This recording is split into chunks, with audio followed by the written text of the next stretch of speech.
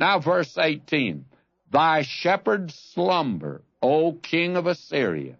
Thy nobles shall dwell in the dust. Thy people are scattered upon the mountains, and no man gathereth them.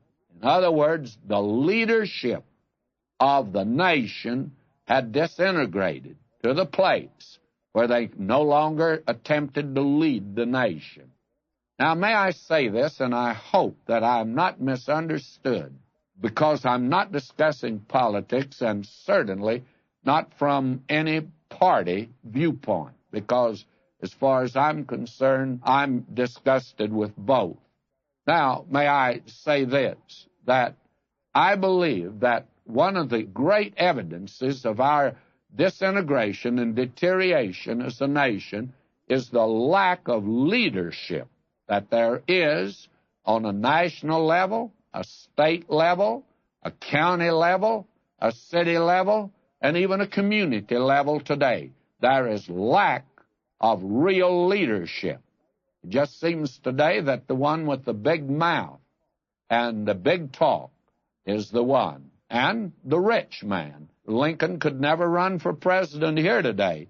He wouldn't have enough money to run. And God says that's the thing that brought down Assyria among these other things that he's mentioned. And believe me, you can just fit this down on our nation, what God has said in this 3rd chapter, just like a glove.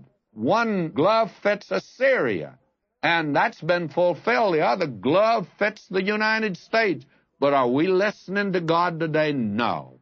No one's paying any attention to speak of, certainly among the leadership of the nation today. And the tragedy of the hour is our retreat from God today and our rejection of Jesus Christ, the Prince of Peace, the Savior of the world. Now, listen to God's final word, and he gives this with a note of finality, a note of dogmatism. May I say to you, this is a word that makes your spine tingle, and it's frightening. I read the last verse now. There is no healing of thy bruise. Thy wound is grievous. All that hear the report of thee shall clap the hands over thee. For upon whom hath not thy wickedness passed continually? You see, these people here had sinned and sinned and sinned, that it was a way of life with them.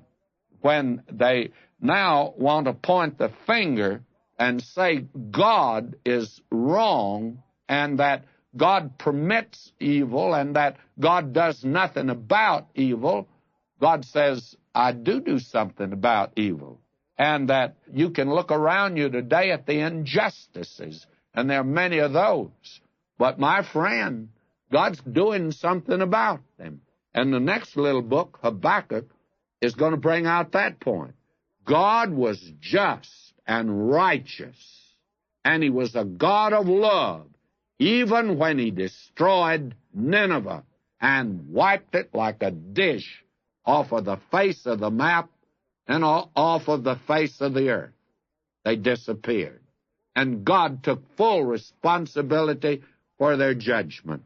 Now, next time, we're going to see Habakkuk. Until then, may God richly bless you, my beloved.